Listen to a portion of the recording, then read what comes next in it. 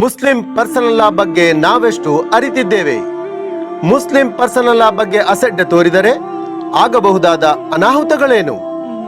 ಬನ್ನಿ ಸಹೋದರರೇ, Muslim personal law ಜಾಗೃತಿ ಅಭಿಯಾನ ಏಪ್ರಿಲ್ 23ರಿಂದ ಮೇ 7ರವರೆಗೆ. ಬಿಸ್ಮಿಲ್ಲಾಹಿರ್ ರಹಮಾನಿರ್ ರಹೀಮ್. ಅಲ್ಹಮ್ದುಲಿಲ್ಲಾಹಿ ರಬ್ಬಿಲ್ ಆಲಮೀನ್ ವಸ್ಸಲಾತು ವಸ್ಸಲಾಮು ಅಲಾ ರಸೂಲಿಹಿಲ್ ಕರೀಮ್. ಅಮ್ಮಾ ಬಾದ್. ಫಅಊದು ಬಿಲ್ಲಾಹಿ ಮಿನಶ್ ಶೈತಾನಿರ್ ರಜೀಮ್. ಬಿಸ್ಮಿಲ್ಲಾಹಿರ್ ರಹಮಾನಿರ್ ರಹೀಮ್. ಫಲಾ ವರಬ್ಬಿಕ ಲಾ ಯುಮಿನೂನ ಹತ್ತಾ ಯುಹಕ್ಕಿಮೂಕ ಫೀಮಾ ಶಜರ ಬೈನಹುಮ್ ಥುಮ್ಮ ಲಾ ಯಜಿದೂ ಫೀ ಅನ್ಫುಸಿಹಿಮ್ ಹರಜಂ ಮಿಮ್ಮಾ क़ज़ैत व युसल्लिमू तस्लीमा. सदक़ल्लाहुल अज़ीम. मुअज़्ज़ज़ मुसलमान भाइयों और बहनों,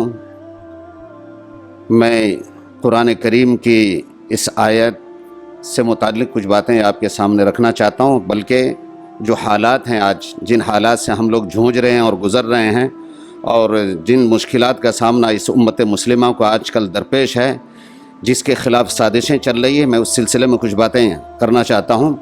जैसे टीवी के अंदर और नेट में मीडिया के अंदर, व्हाट्सएप के अंदर और फेसबुक वगैरह तमाम जितने मीडिया हैं उसके अंदर ये बातें और प्रोपेगेंडा बहुत ज़ोर व शोर के साथ किया जा रहा है कि इस्लाम मुसलमानों के मसाइल को हल नहीं कर पा रहा है, औरतें मुश्किलात के अंदर मुब्तला हैं. ख़ास तौर से 3 तलाक़ का मैटर आता है, खुला का मैटर आ रहा है, हलाले का मैटर आ रहा है, और इतना उछाला जा रहा है, इतना उछाला जा रहा है कि मुसलमान भी कन्फ्यूज़न के अंदर मुब्तला है. मैं इस सिलसिले में कुछ बातें अर्ज़ करना चाहता हूँ, ज़रा गौर से सुनिए आप. और मैं पूरी दयानतदारी, ईमानदारी और पूरे तयक्कुन के साथ ये बात कह रहा हूँ कि एक सोची समझी साजिश के तहत इस मुल्क को हिंदू राष्ट्र बनाया जा रहा है. लेकिन सबसे बड़ी रुकावट इस मुल्क के कानून है. जो ये मुल्क सेकुलर है, जमहूरी मुल्क है, इस मुल्क के कानून के अंदर जो बहुत ताकत के साथ जो हक़ दिया गया है वो ये कि इस मुल्क के अंदर हर किस्म के और मुख्तलिफ मज़ाहिब के लोग रहते हैं. हर मज़हब के मानने वालों को अपने मज़हब और कानून के एतबार से ज़िंदगी गुजारने का हक़ है. ये सबसे बड़ी रुकावट है. इसलिए कानून के अंदर एक ज़ैली कानून है भारत के आइन के अंदर, और असली कानून नहीं, ज़ैली कानून है, तशरीही कानून है, जिसको आप कह सकते हैं कि एक राय के तौर पर उसको पेश किया गया है कि सिविल कोड या एक ही जैसा कानून पूरे मुल्क के अंदर लगाया जाए और उसके लिए कोशिश की जाए.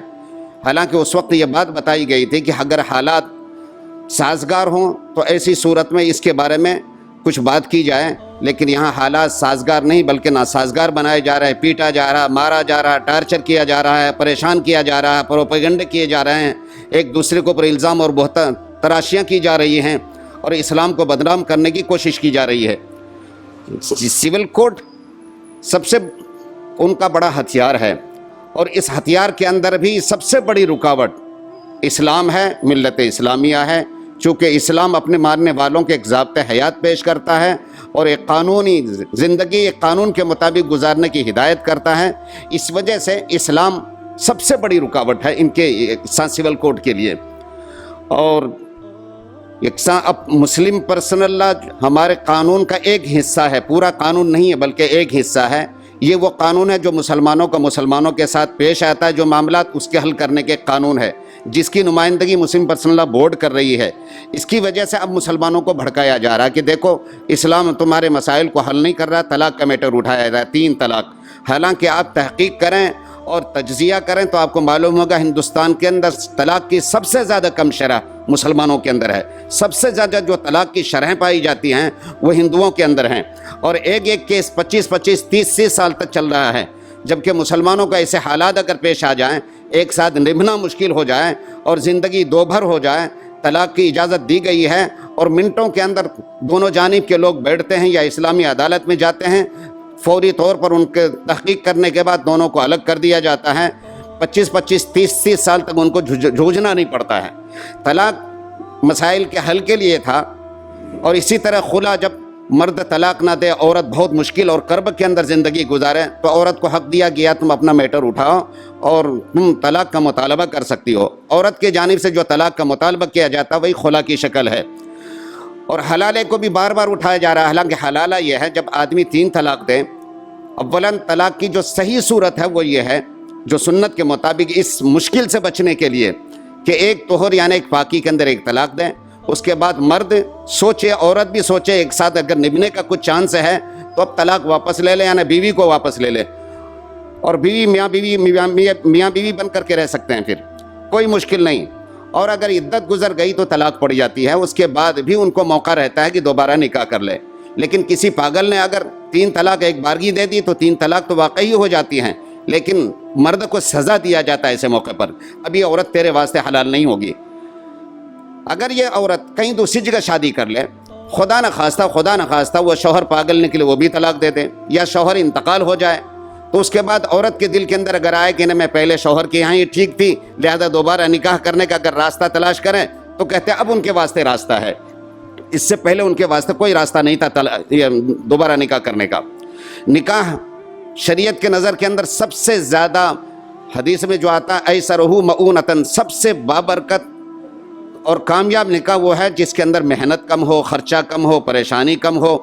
اور یہ مسائل جو ہمارے سامنے آ رہے ہیں نکاح کو مشکل بنانے کی وجہ سے، ظاہر بات ہے برکتیں اڑ جاتی، خدا کی رحمتیں روٹ جاتی ہے۔ میں مسلمانوں کو پیغام دینا چاہتا ہوں، نکاح کو آسان بناؤ تاکہ خدا اور رسول تم سے راضی ہو۔ کبھی کبھی چونکہ حالات ایسے ہوتے ہیں میاں بیوی کے درمیان، فیملی کے درمیان کچھ جھگڑے ہوتے ہیں، کچھ فساد ہوتا ہے، اور مسائل سے جھونجتے ہیں، یہ لوگ پریشان ہو جاتے ہیں، تو قرآن نے اس کے بارے میں صاف طور پر کھلے لفظ میں نبی کریم کی قسم کھا کے کہا ہے کہ تم اپنے مسائل کو اللہ اور اس کے رسول کے سامنے پیش کرو، قرآن اور حدیث کے سامنے پیش کرو، اس کے علاوہ تمہیں کہیں اور جانے کی ضرورت نہیں ہے۔ طلاق کا مسئلہ ہو، خلا کا میٹر ہو، یا اسی طریقے سے کوئی بھی اور میٹر ہو، مسلمانوں کے سامنے قانون ہے، قسم خدا کہ اگر تم اس کے بعد جاننے کے باوجود اپنے مسائل کا حل دوسرے قانون کے اندر اگر تلاش کرنے کی کوشش کرتے ہو تو خدا نے قسم کھایا ہے، اے محمد تیرے رب کی قسم وہ مومن ہو ہی نہیں سکتا ہے۔ یہ سازش جو رچی جا رہی ہے ہمارے درمیان، قرآن اٹل ہے ہمیشہ کے واسطے، خدا اٹل ہے ہمیشہ کے واسطے، خدا کے رسول اٹل ہے، قیامت تک کے وہ رسول ہیں، خدا کے رسول کی حدیثیں قیامت تک کے لیے ہیں۔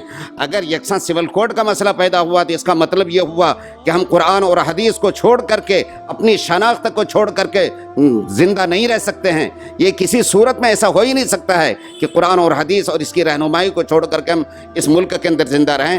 یہ لوگ اصل میں ملک کو توڑنا چاہتے ہیں، یکساں سول کوڈ لا کر کے ہندو راشٹر بنانا چاہتے ہیں، جس کے ذریعے سے اس قانون کو، اس ملک کی دھجیاں بکھیرنا چاہتے ہیں۔ تمام مسلمانوں کی ذمہ داری اور تمام بھارتیوں کی ذمہ داری ہے ایسی سازش کو ناکام بنائیں اور اپنے ملک کو متحد کرنے کی کوشش کریں۔ وآخر دعوانا ان الحمد للہ رب العالمین۔